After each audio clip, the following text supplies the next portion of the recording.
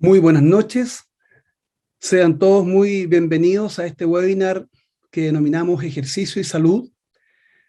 Esperamos que sea muy positivo para todos ustedes su autocuidado o para cuidar a nuestros seres queridos o pacientes también, sin duda, ¿no? Este webinar está enmarcado en el contexto de la Semana del Riñón, que se celebra del 9 al 15 de mayo en nuestro país, y lo organiza la Fundación Pro Salud Renal, dependiente de la Sociedad Chilena de Nefrología. Tenemos dos interesantes charlas y después quedan invitados a una ronda de preguntas donde pueden, al link que ya conocen, enviar sus dudas, comentarios o preguntas para poder ser respondidas por nuestro panel. En primer lugar, quiero presentar a nuestra primera expositora, la señora Lilian Mackenzie Atala. Ella es nutricionista de profesión, magíster en medicina y ciencias del deporte, miembro del Comité de Ejercicio y Enfermedad Renal Crónica de la Sociedad Chilena de Nefrología, y actualmente se desempeña como directora de desarrollo del Centro de Rehabilitación Metabólica NutriPlus. Ella nos va a presentar la interesante conferencia Nutrición en el ejercicio y deporte en la prevención de enfermedad renal crónica. Los dejo con la señora Lilian Mackenzie en primera instancia entonces. Adelante Lilian, bienvenida y muchas gracias por tu participación. Gracias, doctor. Buenas noches. Les voy a compartir la presentación porque hoy día yo creo que es muy importante y el llamado de esta semana es saber que tenemos riñones, los riñones se enferman y de qué manera nosotros podemos prevenir o contribuir a que esta enfermedad no siga con los niveles y los indicadores que tenemos actualmente a nivel nacional y ojalá mundial, ¿cierto? Entonces, ¿qué es lo nuevo? ¿Qué es lo que tenemos en enfermedad renal? Todo lo que es ejercicio empezó a hacer ruido, nuestros mismos pacientes empezaron a realizar ejercicio físico y un efecto post pandemia que empezó a pasar es que muchas personas también empezaron a entrenar de forma mucho más eh, eh, programada, ¿cierto? Por lo tanto, el ejercicio en esta enfermedad y en la prevención de esta enfermedad pasó a ser un foco súper importante para todos nosotros. Bien, a ver, vamos a partir hablando entonces de qué es la composición corporal o cómo nos componemos. Si nosotros vamos a hablar de requerimientos energéticos, de nutrición en el ejercicio, nutrición en el deporte, tenemos que saber de qué se compone nuestro cuerpo, ¿sí? Bueno, nuestro cuerpo principalmente está compuesto por, sabemos, agua, por lo tanto la hidratación va a pasar a ser un punto importante. De grasa, del 20 al 30%, en las mujeres está compuesto nuestro organismo de grasa, o sea, la grasa tiene una funcionalidad en el organismo y incluso, dependiendo de la edad, el tope pasa a ser 25% acá en las mujeres y en los hombres de un 15 o un 20%, y cuando tenemos deportistas, hasta cuánto yo puedo tener un porcentaje de grasa perfectamente de un 10%, un 8%, depende del deporte, nivel de entrenamiento, etc. La parte mineral ósea, que también se lleva un porcentaje importante, ¿cierto? Del 5 al 6%, generalmente entre hombres y mujeres hay una leve diferencia, y la parte de formación a través de las proteínas o masa muscular, que también se va llevando entre un 16 y 18% de de esta composición del cuerpo. Por lo tanto, entre hombres y mujeres también varía. Sabemos que hay una diferencia importante entre la composición entre hombres y mujeres de masa muscular y porcentaje de grasa. Por lo tanto, esta torta se va distribuyendo según, obviamente, el desarrollo hormonal y lo que va permitiendo también, impulsando la alimentación, la genética y en este caso el ejercicio. Bien, entonces, cuando tenemos claro todos los componentes, sabemos que el cuerpo no solamente le vamos a poner de objetivo bajar el porcentaje de grasa, ¿cierto? Porque muchas de las preguntas que uno recibe en consulta o las observaciones o las fijaciones que las personas tenemos es, quiero bajar el porcentaje de grasa. Bueno, pero para que esa grasa baje, tienes que tener una masa muscular funcional. Y es acá donde aparecen nuestros nuevos deportistas, ¿cierto? Que los hemos visto, aquellos runners de fin de semana o aquellos deportistas de fines de semana que pasan a ser principalmente muchos de nosotros mismos, ¿cierto? Que vamos con la mejor polera, el mejor equipo, pero sabemos que nuestra condición muscular muchas veces no es la más adecuada y nuestra función cardiovascular, nuestro estado general de salud quizás no es el más adecuado y no nos hemos chequeado. Entonces, el llamado hoy también es a chequearse, porque muchas personas que tienen enfermedad renal no lo saben. Muchas personas que son hipertensas no saben que tienen hipertensión. Hay muchas personas que son diabéticas y realizan deporte, por ejemplo, en ayunas, y terminan con una hipoglicemia en la calle. Entonces, ¿cuál es el estado que tenemos que observar nosotros en nuestras personas? Primero, que la enfermedad renal, toda la población, la enfermedad renal en sí es una enfermedad inflamatoria que degrada músculo. Digámoslo en palabras simples, ¿cierto? Genera hipercatabolismo, esto genera una proteólisis, y bien, esto se traduce en una degradación muscular, por lo tanto la inflamación hace que esa masa muscular sea menos funcional y gaste de forma errada la utilización de sustratos. Es decir, cuando yo quiero utilizar como fuente de energía grasa, empiezo a desgastar músculo. Cuando quiero desgastar o utilizar como fuente prioritaria, incluso en el ejercicio, carbohidratos, empiezo a ahorrar grasa porque el sistema hormonal también se empieza a alterar. Entonces, ¿qué es lo que sucede? Tenemos nosotros acá algo que llamamos grasa visceral, si ven, no sé si es mi puntero, pero esta persona que está aquí al final, con mayor circunferencia cintura al final, ¿cierto? El que tiene más grasa abdominal, en esta zona central, él presenta no solamente grasa subcutánea, que es el rollito que todos nos tomamos, ¿sí? Nos podemos agarrar acá al lado, yo creo que todos tenemos un poquito, ¿cierto?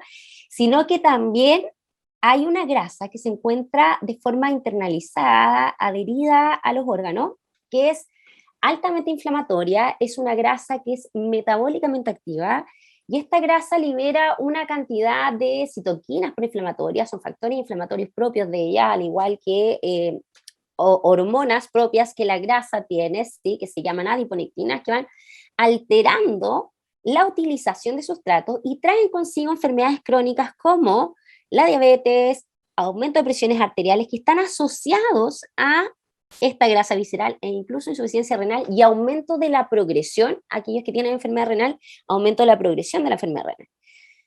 Por lo tanto, cuando nosotros medimos la circunferencia de cintura en esta zona, ¿cierto? Entre la última costilla y la cresta ilíaca, que es la punta de la cadera, la parte de arriba.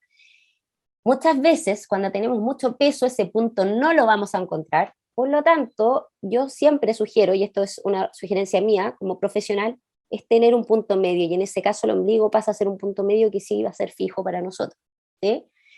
Es ahí donde nosotros, la circunferencia de cintura, tiene una validez importante para medir la grasa visceral, para medir el grado de riesgo cardiovascular, porque tiene una relación directa esta grasa visceral con el riesgo cardiovascular de las personas, es decir, el riesgo a contraer una enfermedad que puede generar un riesgo cardiovascular elevado. Por lo tanto, cuando nosotros vemos, y estas fotos se les quise poner un poco a propósito, niños en que están un poquito más pasaditos de guatita, ¿cierto? Que los vemos un poquito más guatoncitos, un poquito más encorvados, ¿sí?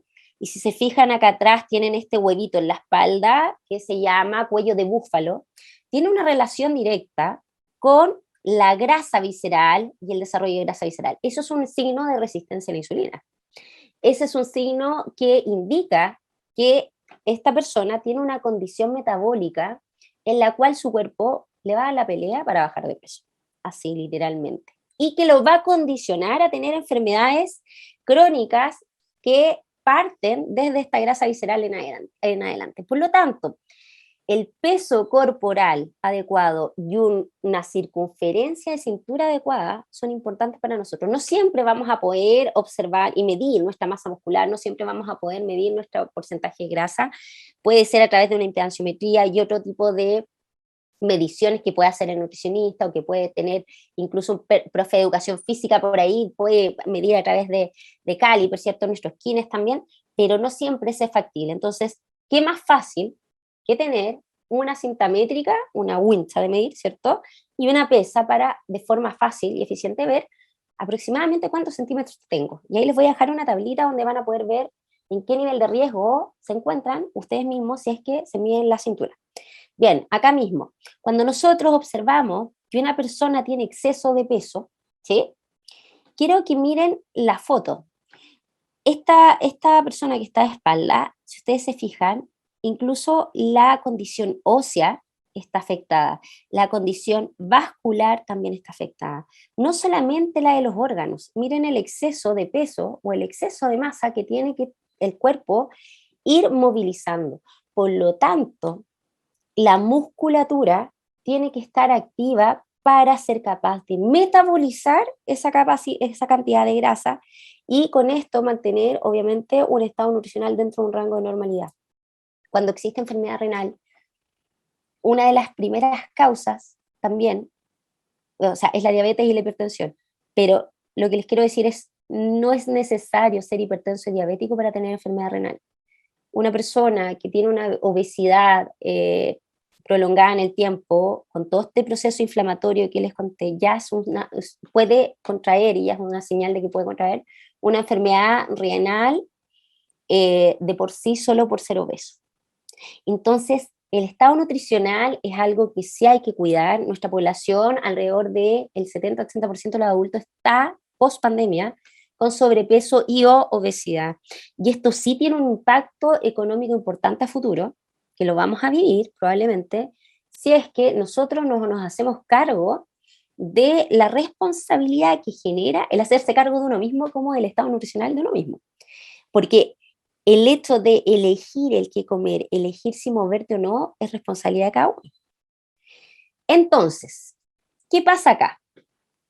Este cuadrito, que era el que les quería mostrar, nos determina cuál es el riesgo cardiovascular según la circunferencia de cintura en hombres y mujeres en los que nos encontramos. Esto es muy importante porque yo sé que hay personas de la salud que también están conectadas, es una forma fácil y rápida de observar y poner objetivos concretos frente a lo que nosotros queremos. Muchas veces el peso, cuando empezamos a hacer ejercicio, no se modifica inmediatamente. Sin embargo, la circunferencia de cintura sí empieza a disminuir. Por lo tanto, eso nos indica que puede que la persona esté bajando masa muscular, esté regulando bajando grasa y aumentando masa muscular, porque la guatita no crece en otra cosa que no sea grasa, ¿cierto? El músculo se aprieta en esa zona, a diferencia de, por ejemplo, el cuádriceps en la pierna o los brazos, que tiende a expandirse el músculo cuando crece o cuando se entrena. En la zona central abdominal no es así, se contrae. Por lo tanto, el extra pasa a ser grasa, ¿sí? Entonces, la circunferencia de cintura pasa a ser un parámetro medible y es muy es objetivo y concreto cuando nosotros queremos tener metas saludables, no en base al peso, ¿sí? Ahora, ¿qué beneficios tenemos si reducimos el peso corporal? Eso es importante porque se ha visto que aquellas personas que disminuyen el peso corporal disminuyen su presión arterial en hipertensos con exceso de peso, está estudiado y es así. E incluso aquellos que disminuyen la circunferencia de cintura un 10% son capaces de reducir el 30% de la grasa visceral. Por lo tanto, el riesgo o aquellas personas que son hipertensas reducen sus presiones arteriales en un 50% bajo el riesgo.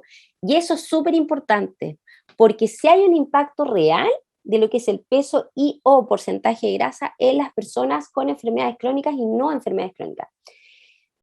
Permite controlar las glicemias en las personas que tienen intolerancia a la glucosa, incluso revertirla, y en diabetes, y en aquellas personas con resistencia a la insulina, ahí está un poquito mal escrito, perdón, y contribuye a revertir la resistencia a la insulina. Una vez que nosotros disminuimos la grasa visceral, la resistencia a la insulina empieza a disminuir, porque también la utilización muscular, también a la vez, va contribuyendo a que esta insulina mejore su lectura en el receptor de la célula y esto se va revirtiendo en el tiempo.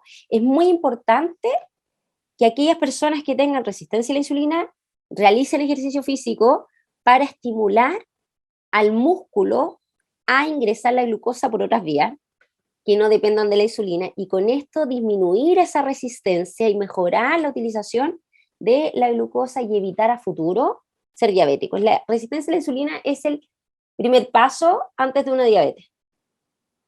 Y esto es culpa de la grasa visceral. ¿sí? Y el no movernos. Pero lo más importante es que previene y contribuye para nosotros hoy día, ¿cierto?, a disminuir la progresión del daño renal. Esto es lo que nos gustaría hacer a todos, incluso los deportistas, si ven, esta foto también fueron de unas olimpiadas. Todos los deportistas tienen una composición corporal diferente, un somatotipo, un tipo de cuerpo diferente, por lo tanto, a la realidad hay que ser objetivos y uno tiene que ser la mejor versión de uno, no la mejor versión de la persona de la revista, no la mejor versión, sino de la compañera de curso o de trabajo, sino que la mejor versión de cada uno.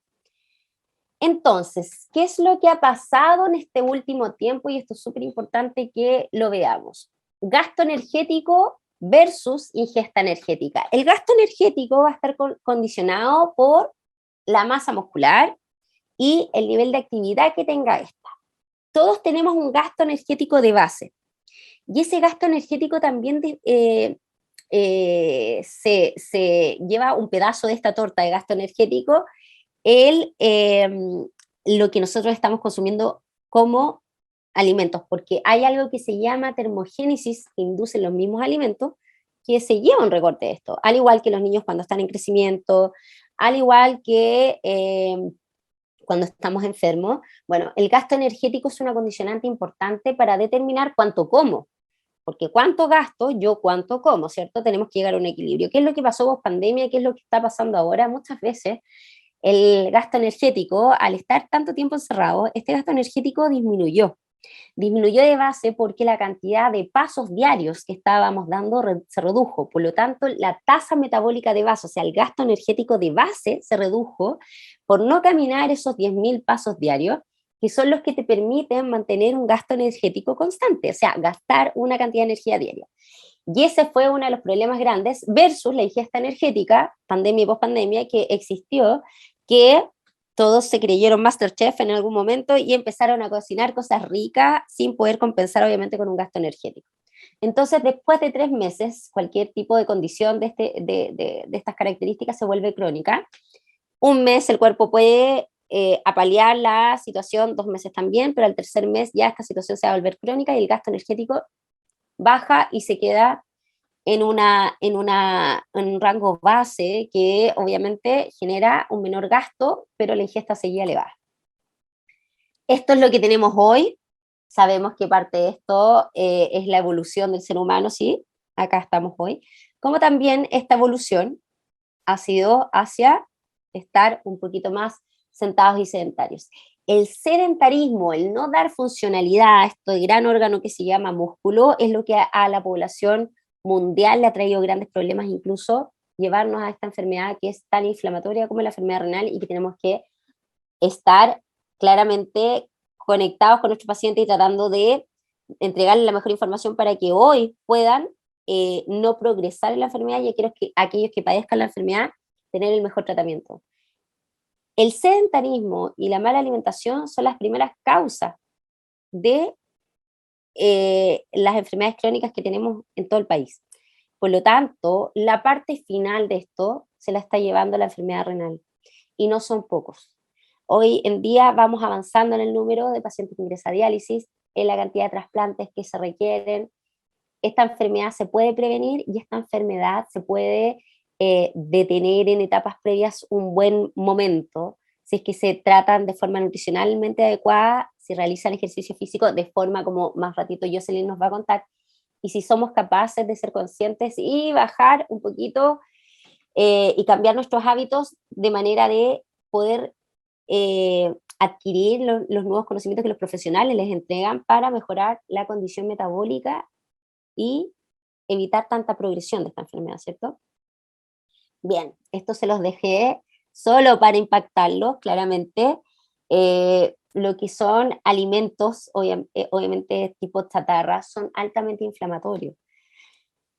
Hoy, todo lo que es nutrición 2022 se trabaja desde la flora intestinal y se los voy a mostrar, se los voy a contar, para que sepan la importancia de que es para nosotros trabajar la grasa visceral desde la flora intestinal. Si ustedes observan, muchos de estos alimentos tienen cerca de 400 calorías, pero si ustedes observan este sándwich, también tiene 400 calorías. Esto no es un tema de calorías, es un tema de calidad de la alimentación, ¿sí? Por lo tanto, muchas veces los etiquetados nutricionales nos muestran alto en calorías, etcétera. La industria ya optó porque los altos y bajos estén. Se trató de igualar todo más o menos a una taza de leche. Es algo un poquito irreal, ¿cierto? Entonces, no todo lo que es alto sería tan alto. A veces, muchos de los alimentos que no traen sellos, y eso es para que lo sepan, eh, están con una cantidad de edulcorantes y aditivos importantes. Por lo tanto, hay que mirar que si un alimento tenía 3 ingredientes, 4 ingredientes y ahora trae 12 y no reconocen 5 los nombres que trae, claramente es un alimento que fue modificado completamente para no tener sello. Entonces, la vida y hábitos saludables para tener riñones sanos, nuestro objetivo principal es contribuir y evitar a disminuir la obesidad en este caso, porque es un importante factor de riesgo en la enfermedad renal. ¿Y cómo influye lo que comemos en la enfermedad renal? Generalmente porque esta falla renal a la larga va a ir progresando en el tiempo y nos va a traer falla cardíaca, vasos sanguíneos que se van a ver alterados, problemas a nivel óseo y articulaciones, vamos a tener problemas a nivel de cerebro, a nivel de sistema hematológico, y en los niños además incluso dejan de crecer, hay un problema de llamado osteodistrofia renal, eh, etcétera, etcétera. En esta semana lo importante es que sepamos que estos riñones se enferman, es importante que sepamos que estos riñones hay que evitar su progresión si están enfermos para que eh, pueda esta situación ser levemente revertida o detenida en el tiempo. Cada vez que nosotros comemos mal, tipo dieta occidental, no nos movemos, y además hay un perfil genético muchas veces estimulado por el ambiente claramente, que hace que aumente la grasa visceral, y esto va generando una serie de reacciones a nivel de órganos, liberación de citoquinas proinflamatorias, liberación de, pensemos, un proceso inflamatorio continuo que genera este hiperinsulinismo y con esto una disfunción endotelial, y así, por supuesto, los riñones se ven afectados a nivel de sus, eh, sus arterias y sus venidas. Por lo tanto, esto genera que no haya una buena función, no se filtre de forma adecuada a nivel de los riñones y por lo tanto se empieza a dañar su función. Entonces empieza a pasar que ese pipí que se hace no está bien depurado, y esta función empieza a decaer con el tiempo y eso se puede frenar en el tiempo en su progresión. ¿Qué es lo que no contribuye a que esta enfermedad pare? Es el exceso de sal, que existan alimentos procesados en nuestra alimentación, que sí existan azúcares simples y bebidas gaseosas. Hay una cantidad de bebidas gaseosas que se toma en Chile por persona que es impresionante. Por ahí tengo el dato, se los voy a dar en algún momento de la vida, yo sé que sí, pero hay estudios que demuestran que la cantidad de bebidas que toma el chileno es en promedio casi el mayor mundial. Creo que nos gana Estados Unidos. Entonces, tenemos récord para los malos hábitos y creo que es hora de empezar a revertir esto. Entonces, la vida sedentaria obviamente disminuye el gasto de energía. No tiene una equivalencia en el gasto de energía como las personas que sí realizan actividad física y sí realizan deporte y ejercicio físico. Entonces, esa es la población que hoy en día, a través de la vida sedentaria, vamos a tener que empezar a estimular a que no sean sedentarios, porque el gasto energético al regularlo permite a un aumento mayor de grasa, o sea, a un aumento en la utilización de grasa, y eso genera que claramente estas personas puedan empezar a disminuir su grasa visceral y con esto los procesos inflamatorios que llevan a esta enfermedad.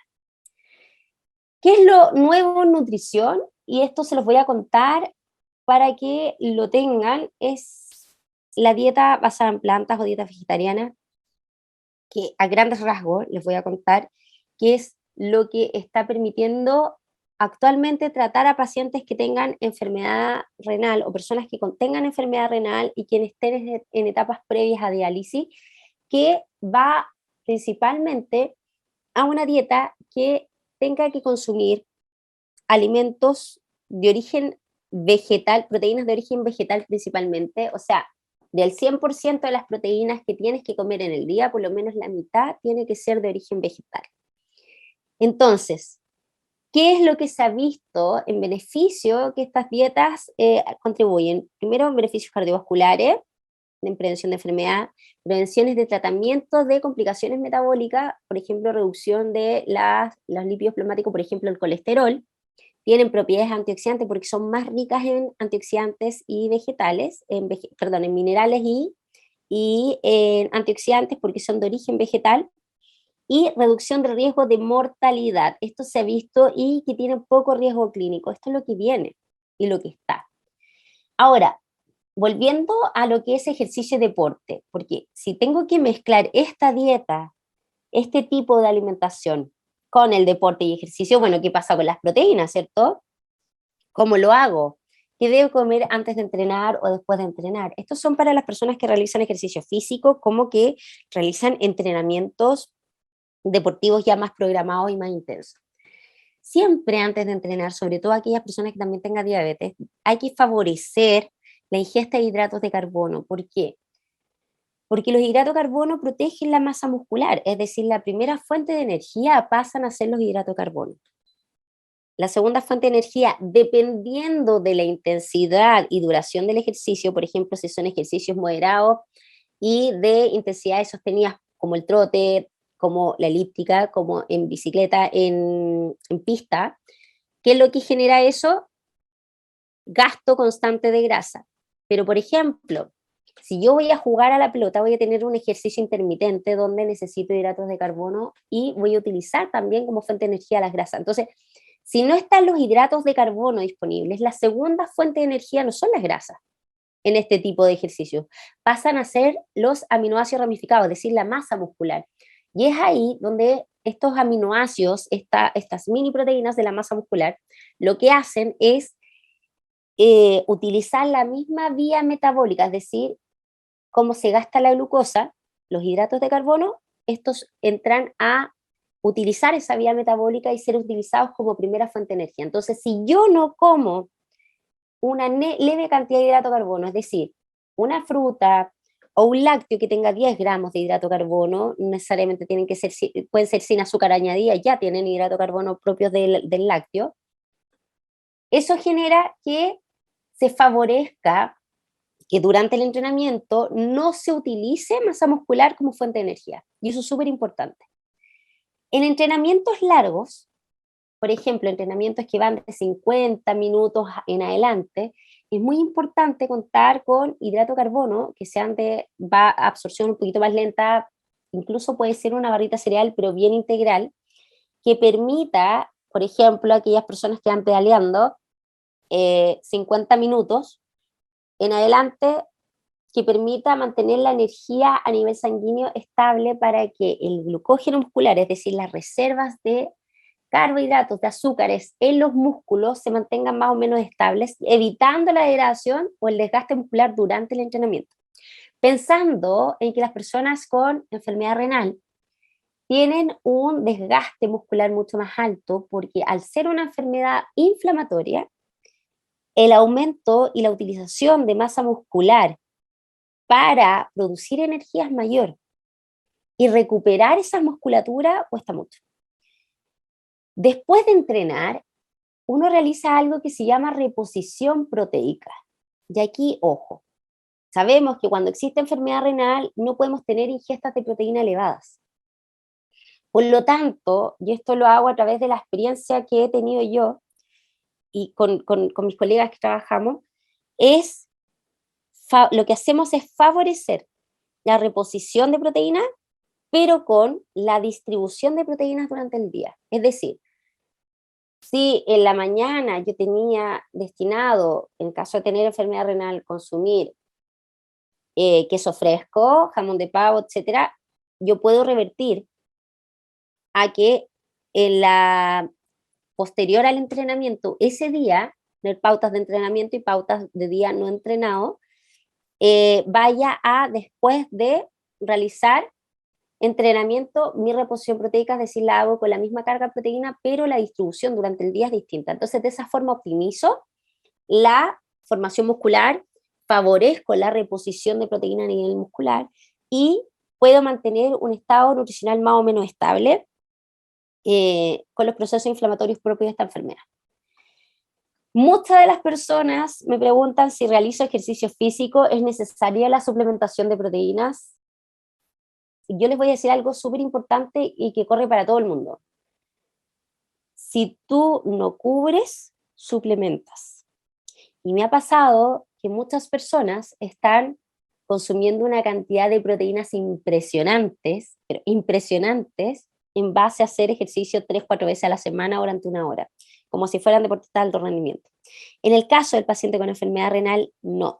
¿Por qué? No por comer más proteínas, tú vas a formar más músculo. Ojo, y eso corre para todos, ¿ah? Tu formación de masa muscular va a depender de la ingesta de carbohidratos previa y la distribución estratégica que hagas de las proteínas durante el día. Eso te va a dar la funcionalidad para lograr la masa muscular que tú quieras. Y muchas veces comiendo un poco más, logras una mayor eficiencia metabólica, porque ¿qué es lo que pasa? Cuando tú logras formar un poquito más de músculo, ese músculo va a gastar más. Y si gasta más, tú tienes que alimentarlo y aún así vas a empezar a bajar más grasa porque lo vas a hacer más eficiente. Y eso, de eso se trata un poco la rehabilitación metabólica, que es comer y bajar de peso, pero de forma eficiente. ¿Sí?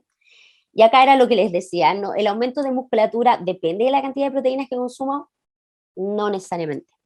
Hay personas que sí, efectivamente tienen un déficit en la ingesta de proteínas y hay que aumentarlo y eso mejora la condición de la composición corporal, pero en una persona que tiene un peso estable y que su masa muscular está estable, déjenme decirles que no necesariamente va a depender de la cantidad de proteínas que tú comas, sino de la estrategia durante el día y de la carga de carbohidratos previa que realices antes de entrenar y la estrategia que tengas durante el día. Y no dejar de lado también los minerales que son de alta importancia, magnesio, potasio, selenio, en este tipo de alimentación. Y el potasio en nuestros pacientes renales, en prevención actualmente, si es que no generan hipercalemias, la dieta basada en plantas tiene mucha más potasio y se ha demostrado, para que ustedes sepan, que mejorando el estreñimiento, constipación que pueden tener algunas personas, las hipercalemias, o sea, el aumento de potasio disminuye,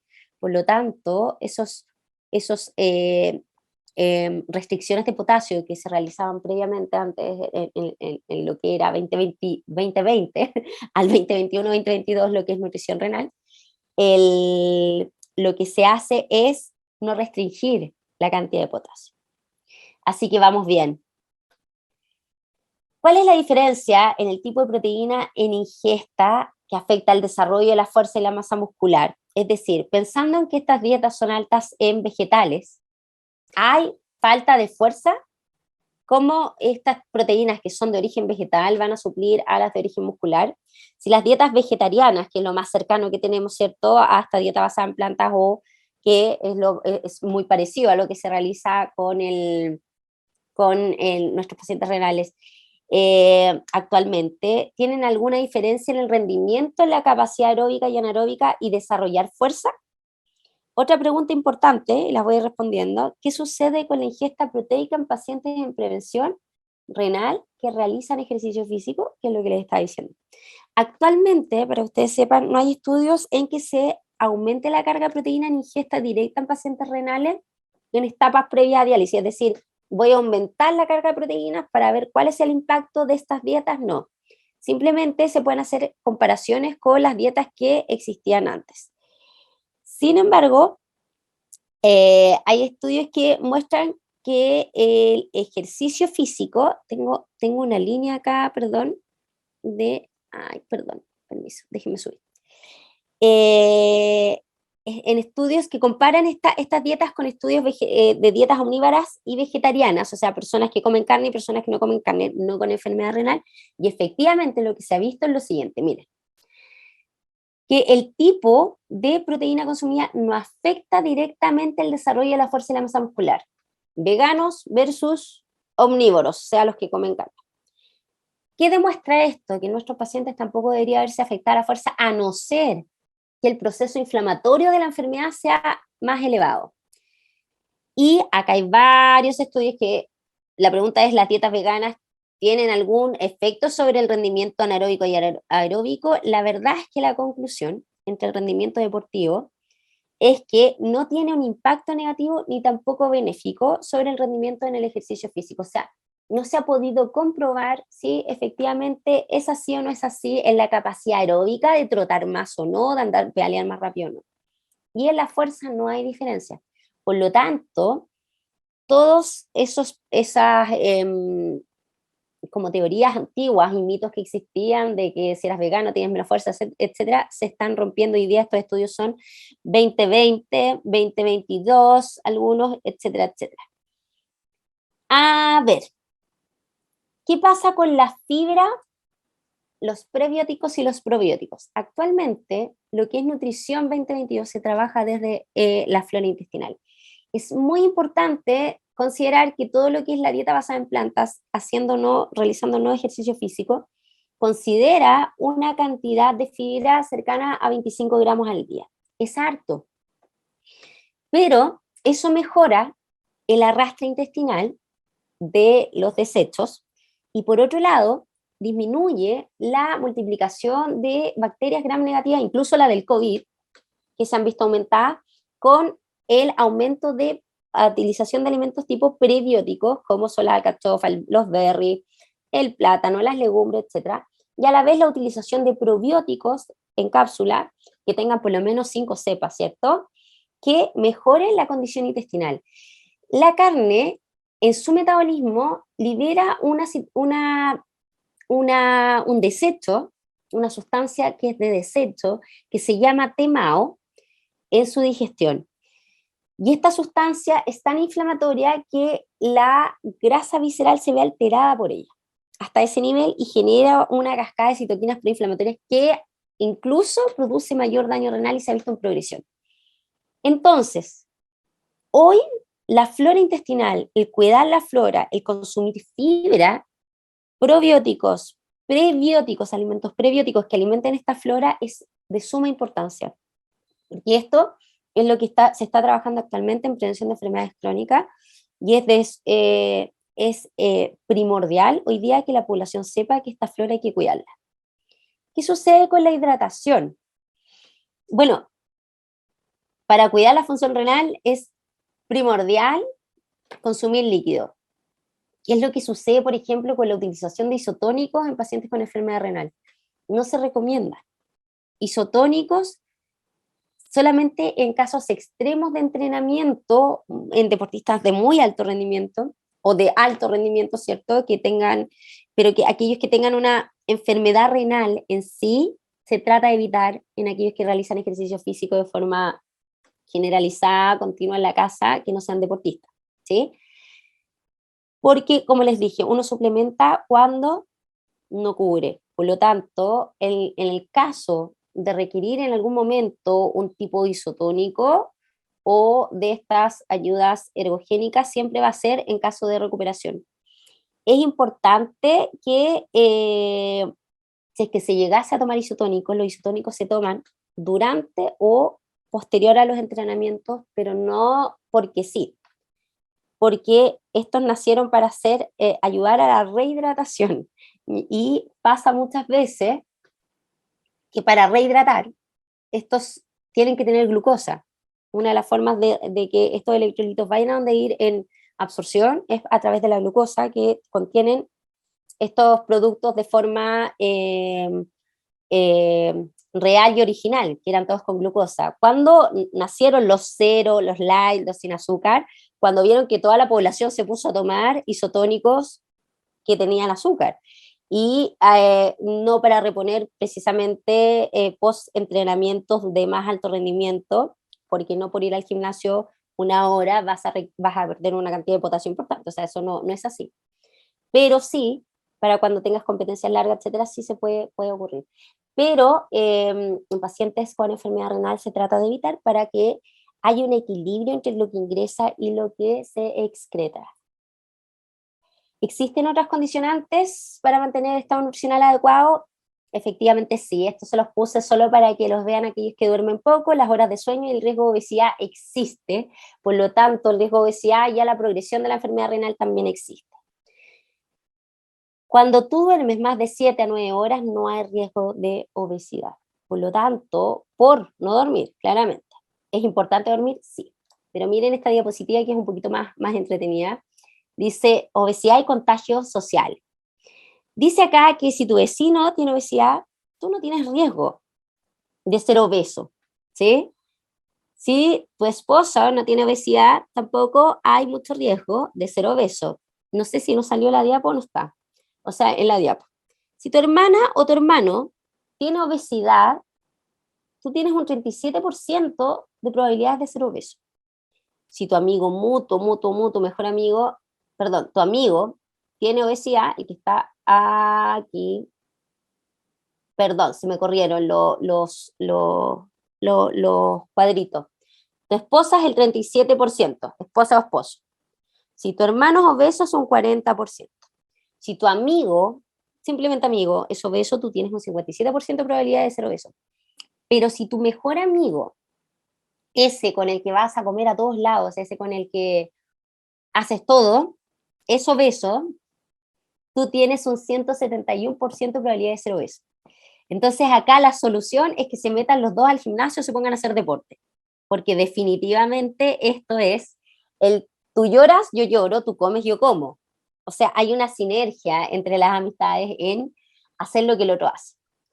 Bien, el ejercicio físico en sí, que Jocelyn nos va a contar un poquito más, que es otra condicionante y la más importante en prevención, además de la ingesta alimentaria, es la que condiciona el gasto energético, porque este en nuestros pacientes sí tiene una consecuencia importante en la alteración del aparato locomotor, en generar osteodistrofia renal, en la pérdida de masa muscular y en generar sarcopenia, que es una infiltración de grasa dentro del músculo y que lo hace menos funcional.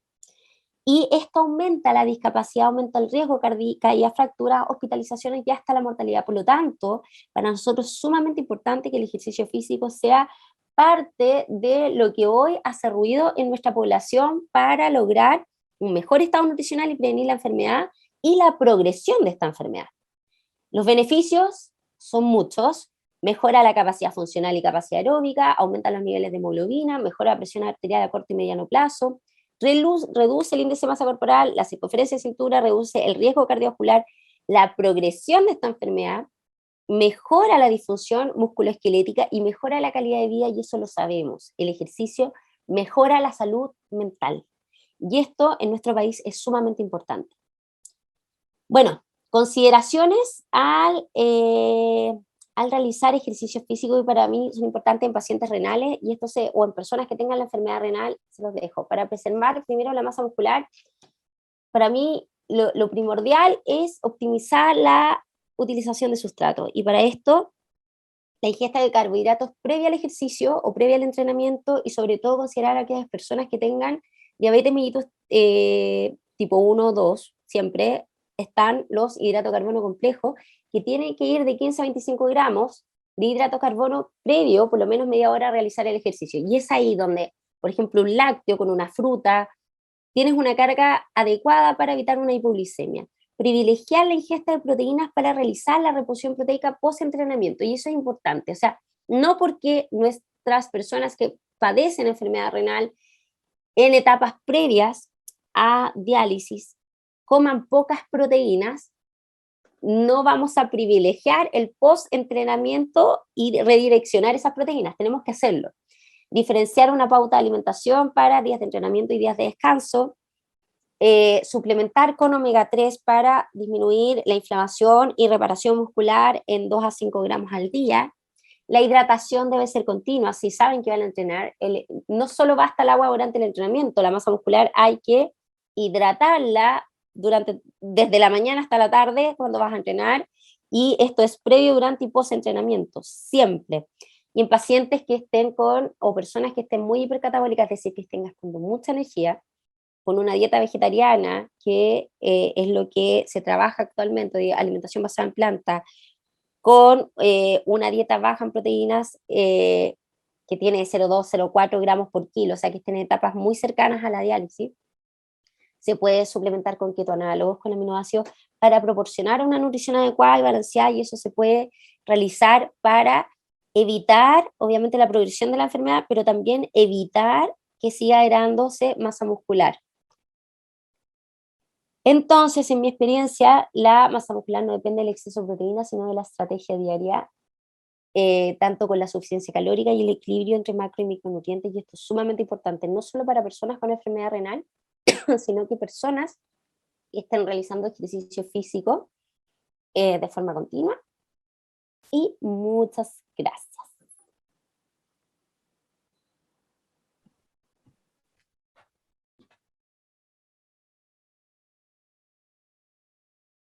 ¿Me avisa, Fernanda? Muy bien, muchas gracias, estimada Lilian, muy clara y completa tu presentación. Creo que hay un material importante para preguntas después también. Así que sin más, invito a la audiencia a usar el link de las preguntas para poder desarrollarlas al final de esta presentación que ahora va a suceder. Quiero dejar con ustedes a la señorita Jocelyn Poller Biederman. Ella es kinesióloga egresada de la Universidad Austral de Chile, donde adquirió una gran experiencia en el trabajo con pacientes renales en la unidad de diálisis del Hospital Base de Valdivia. Es miembro también del Comité de Ejercicio y de Enfermedad Renal Crónica de nuestra Sociedad Chilena de Nefrología, y actualmente es la kinesióloga coordinadora de un plan piloto, que es un programa de rehabilitación física en pacientes con enfermedad renal crónica en el Hospital Las Higueras de Talcahuano. Así que sin más, le quiero pedir a Jocelyn que inicie su presentación, que habla de los beneficios del ejercicio en prevención de la enfermedad renal crónica. Muchas gracias, Jocelyn, por compartir este rato con nosotros. No, muchas gracias a ustedes, doctor.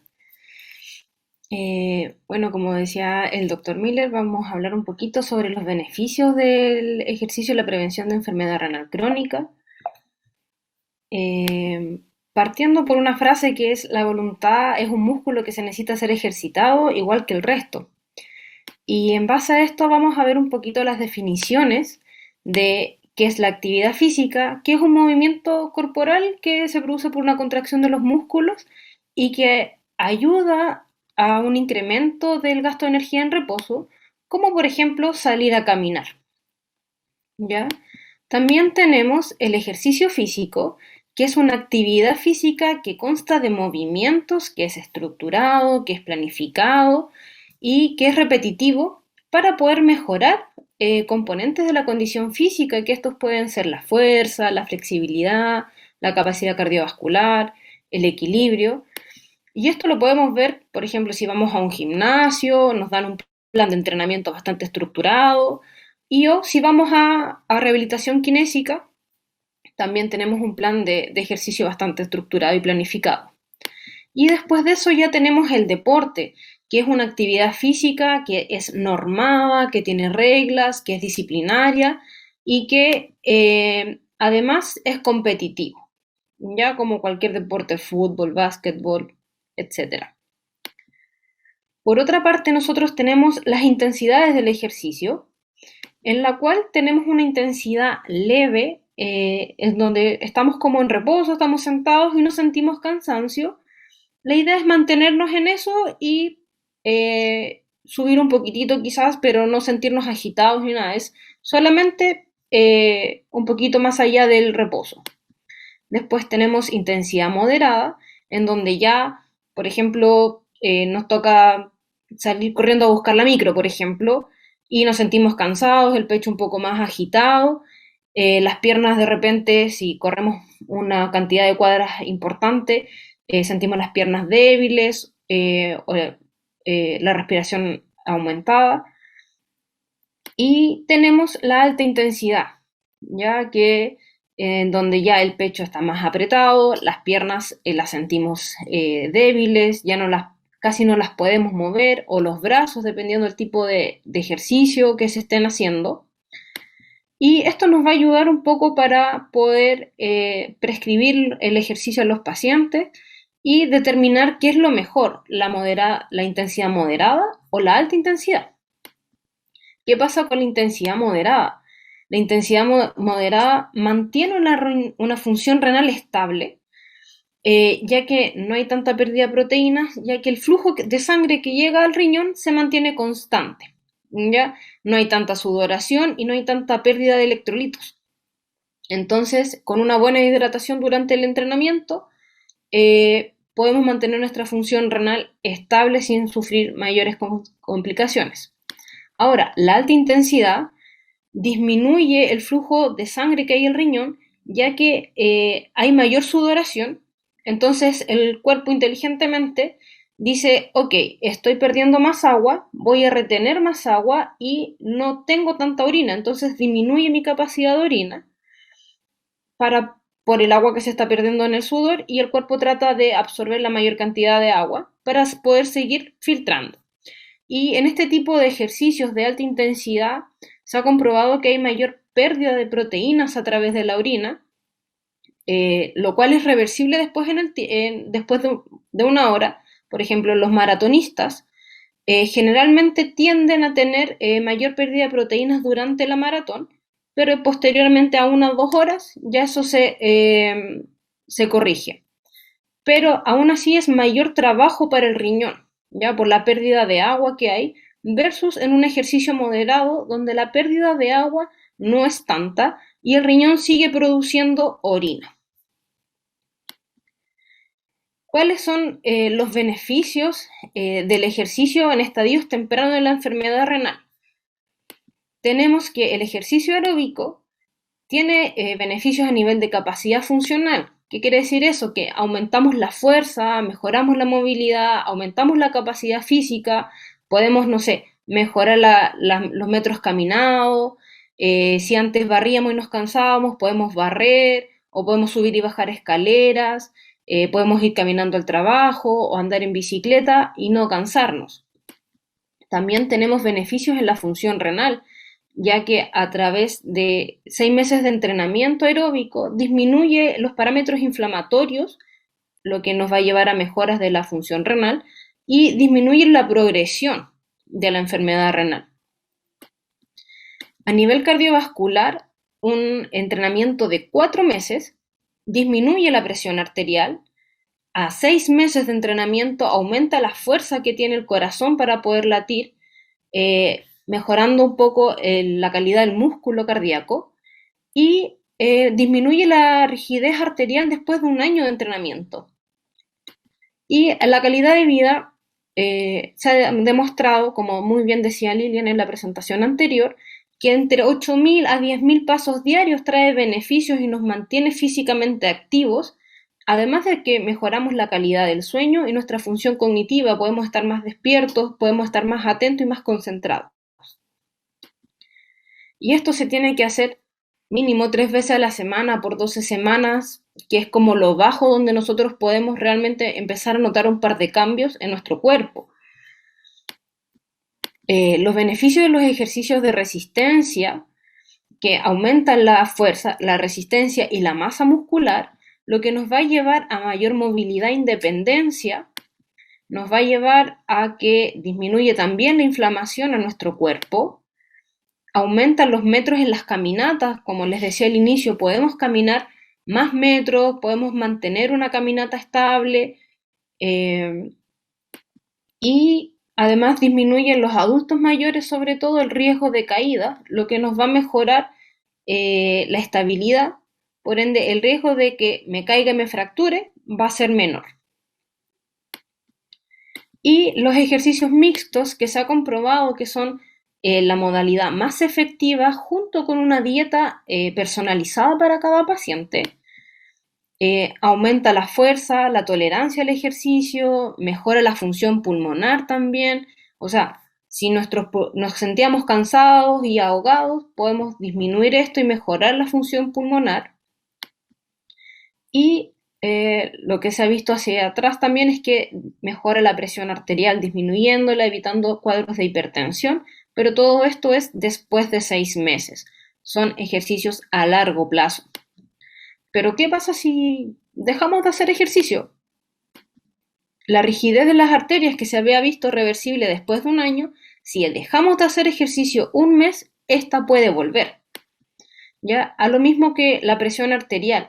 Si habíamos logrado bajar los parámetros de presión arterial, si dejamos de hacer ejercicio 2 meses y después si lo dejamos permanente, la presión arterial va a volver a subir. O sea, no son cambios permanentes que produce el ejercicio, pero sí pueden llegar a ser permanentes si nosotros los mantenemos en el tiempo. También existe el ejercicio interdiálisis. Esto ya es cuando el paciente está en una terapia dialítica y son los días que no tiene diálisis. Nosotros podemos prescribir el ejercicio, que tiene que ser un profesional del área, y hay que seguir las pautas como corresponde, ¿cierto? Entonces, podemos hacer ejercicio aeróbico, no necesitamos ir a un gimnasio, no necesitamos tener bicicleta o trotadora, estáticas en la casa. Se pueden hacer ejercicios aeróbicos de otras modalidades, bailando, haciendo ejercicios con muchos grupos musculares, por ejemplo, como está haciendo en la imagen, una estocada. También podemos hacer ejercicios de fuerza y resistencia y la flexibilidad que nos ayuda a tener mayor movilidad también. También tenemos los pacientes ya en peritoneodiálisis, en donde los beneficios del ejercicio son de los mismos que para cualquier otro tipo de paciente, ya sea en terapia prediálisis o en diálisis, en donde también mejoramos la calidad de vida del paciente, su funcionalidad, la movilidad. Lo único que hay que tener un poco de cuidado es cuando el paciente queda con líquido en la cavidad abdominal porque pesa. Entonces, hacer ejercicios que no aumenten la presión de la guatita. Aunque se puede enseñar una técnica respiratoria en donde se puede disminuir la presión intraabdominal y se pueden hacer la mayor cantidad de ejercicios sin ningún inconveniente. Y ya yendo directo a la terapia dialítica, pacientes que van 3 veces a la semana a conectarse a las máquinas, estos efectos son positivos, ya que a nivel cardiovascular, mínimo durante 3 meses, el ejercicio disminuye la inflamación, disminuye la rigidez arterial y hay un aumento de la masa muscular, disminuyendo el riesgo cardiovascular, o sea, disminuimos el riesgo de sufrir alguna enfermedad cardiovascular, una enfermedad cardíaca, o si ya está la enfermedad cardíaca, evitar que pase algún evento adverso. También tenemos que ayuda a la eliminación de solutos, principalmente la urea, ya que al aumentar el flujo sanguíneo durante la diálisis con el ejercicio, ayudamos a barrer esta molécula que también se elimina la diálisis y nos ayuda a sentirnos un poco mejor, además de que modula la respuesta inflamatoria durante la diálisis. Y también tenemos que mejora la capacidad y la función física, en donde sentimos menos fatiga, disminuye la ansiedad, disminuye el tiempo, la percepción del tiempo dentro de la diálisis también, mejora la calidad aeróbica o la capacidad aeróbica, y se ve que un programa de 3 meses, trabajando 3 veces por semana, 30 minutos, mejoró la distancia de caminata de los pacientes. Entonces, como resumen intradiálisis, tenemos que el ejercicio aeróbico debería hacerse 3 veces por semana, la fuerza de 2 a 3 veces por semana porque hay que darle tiempo de descanso al músculo, y la flexibilidad ojalá todos los días, o sea, interdiálisis también. La intensidad moderada, el tiempo, siempre partir a tolerancia del paciente hasta llegar de 30 a 45 minutos pedaleando sin ningún problema o haciendo ejercicio aeróbico. Los ejercicios de fuerza tienen que tener un periodo de descanso de entre 30 a 1 minuto para darle el trabajo que nosotros, el enfoque que queremos darle, y la flexibilidad ojalá sumar más de 60 segundos. La temporalidad generalmente se hace en las primeras 2 horas de diálisis, ya que así evitamos cuadros de hipotensión o de calambres. Voy a mostrarle un par de ejemplos de pacientes trabajando en la diálisis. Ahí se puede ver una paciente que está en la pedalera. Hay dos modalidades que estamos utilizando: la pedalera en el piso para pacientes que no sufren de hipotensión, y se les instala la pedalera arriba del sillón a los pacientes que suelen tener hipotensión, y así evitamos estos cuadros de hipotensión o los disminuimos. También tenemos ejercicios de fuerza y de resistencia del miembro inferior con banda elástica. Y aquí un pequeño invento de cómo aumentar la carga de trabajo. Al paciente la mancuerna de 3 kilos le quedó corta, así que bajamos el kilo de la mancuerna y le sumamos una banda elástica para así aumentar la carga. Y como conclusión, lo que nos lleva a que el ejercicio tiene que ser mantenido en el tiempo para preservar los efectos que tiene positivos en los pacientes, en los diversos estadios de la enfermedad renal, y no solo en la enfermedad renal, sino en todos los pacientes o en todas las personas que quieren prevenir hipertensión, que quieren prevenir la diabetes, sabiendo que hay antecedentes en la familia, o pacientes obesos que quieren bajar de peso. Tienen que tener un estilo de vida completamente saludable para evitar que estas enfermedades puedan aparecer y llevar en el tiempo a una enfermedad renal. Muchas gracias.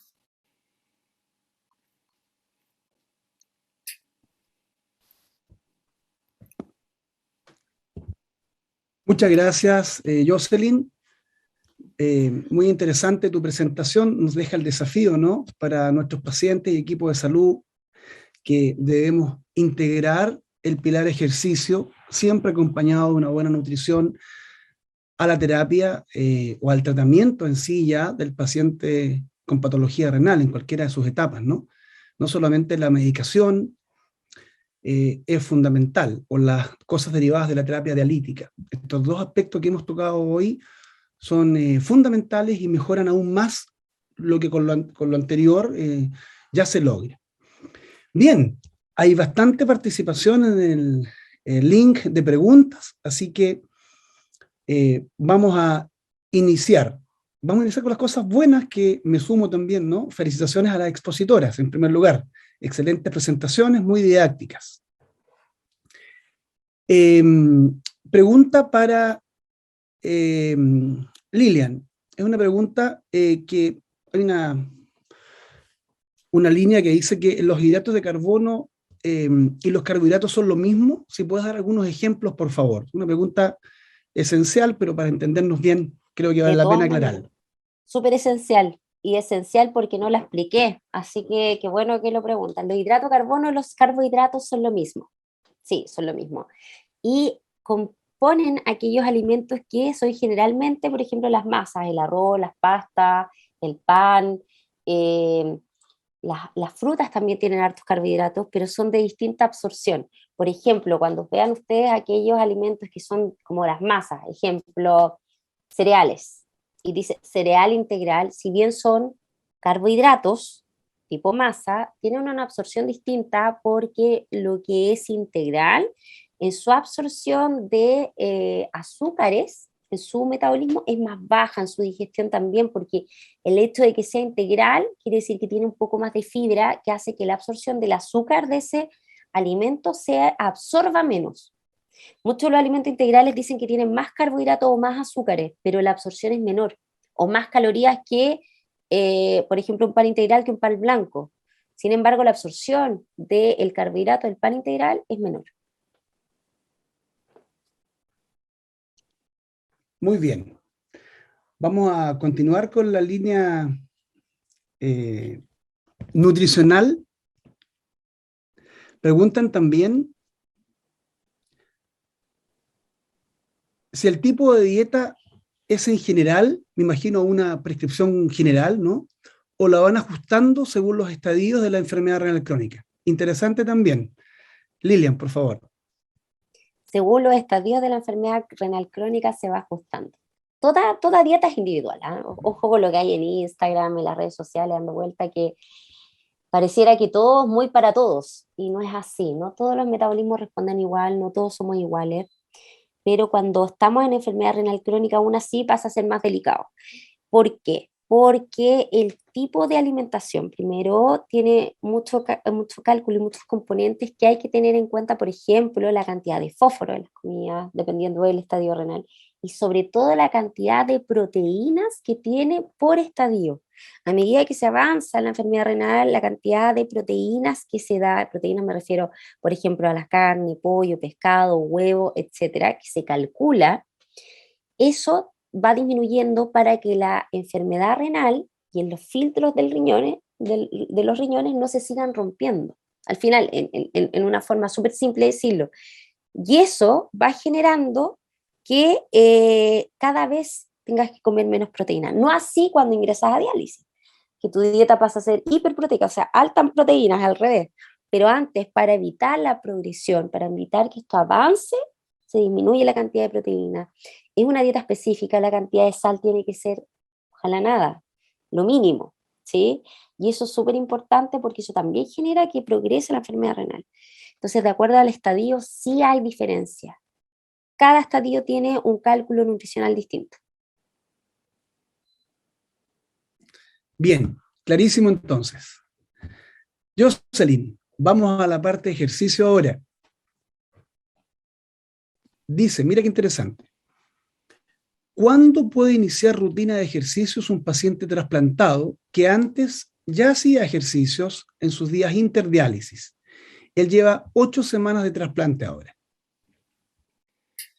Bueno, ahí lo principal es ver la función renal, cómo va el trasplante y cómo se está sintiendo. Pero ya teniendo la autorización del médico, no hay ningún problema en iniciar el trasplante. Hay que ver que la cicatriz esté bien, qué tipo de ejercicios va a empezar a hacer, evaluarlo de manera correcta y completa para saber cómo está el estado funcional actual del paciente y ojalá no superar, como dije en la presentación, intensidades moderadas. Entonces partir del basal del paciente para ir aumentando de a poquito, pero necesitamos sí o sí el pase médico para poder ver cómo está el paciente. Muy bien. Solo para complementar, después del mes de trasplantados ya pueden progresivamente empezar a hacer un plan de entrenamiento. Antes el manejo está destinado a la prevención básicamente de problemas pulmonares o tromboembólicos y cargas leves. Después del mes, en forma progresiva, ya los kinesiólogos forman parte importante de la terapia para estos pacientes.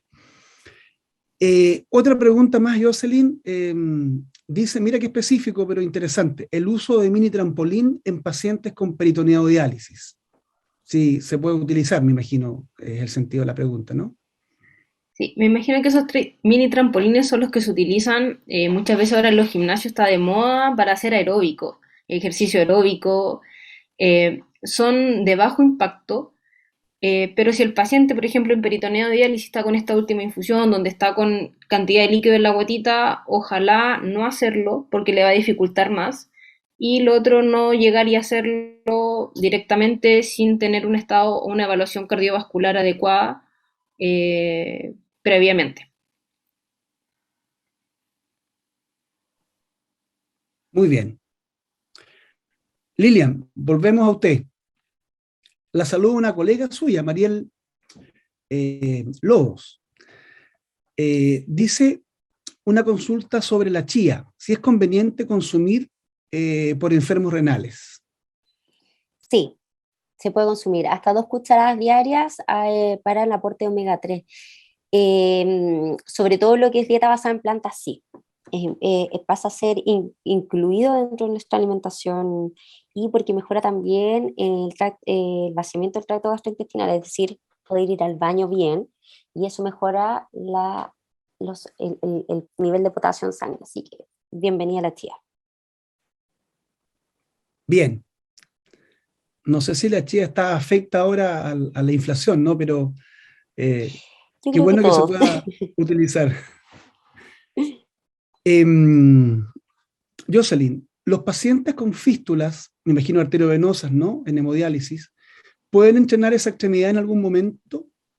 Sí, claramente. Desde que la fístula está madura, de hecho, a la instalación de la fístula ya se le da ejercicios para poder madurar la fístula y ya después de que la fístula está madura y todo, ya podemos empezar con un trabajo más de carga en la extremidad progresivamente. No, claro, no empezar con una carga elevada, pero sí ir de a poquito aumentando el trabajo con peso en esa extremidad, no hay ningún problema. Me imagino también que puede derivar una segunda pregunta de esto, que es en el día de diálisis, en particular donde tienen los parches, Mm. ¿no? En la extremidad. ¿Y cuál es tu opinión con respecto a la temporalidad cuando ya la fístula está siendo usada en relación al día de diálisis o día de no diálisis?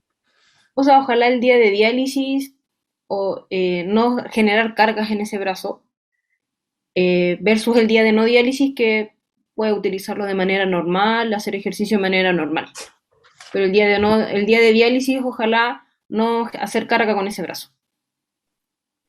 Perfecto. Muchas gracias. Lilian, una pregunta más general. Me imagino que está pensado en el paciente prediálisis, en diálisis con mayor razón y no hay duda, ¿no? ¿Cuándo es recomendable que una persona con enfermedad renal crónica consulte a una nutricionista? Siempre, porque la progresión de la enfermedad no va a esperar a tomar las decisiones correctas para alimentarse. Y es algo primordial que muchas veces cuando existe hipertensión, cuando existe diabetes, no se consulte el nutricionista o cuando se tenga exceso de peso, es más fácil seguir al influencer, como digo yo, que ir a donde un profesional que te indique algo personalizado para ti. Es complejo, es muy complejo lo que existe hoy en intrusismo de profesiones, porque en este tipo de enfermedades no hay vuelta atrás y el influencer no te va a devolver los riñones. Entonces es súper importante que desde el momento uno sea algo calculado donde se pueda disminuir la progresión de la enfermedad. Porque si hay algo que pueda ayudar a esta enfermedad es una buena alimentación o una alimentación bien llevada de acuerdo a la etapa de enfermedad que se encuentre.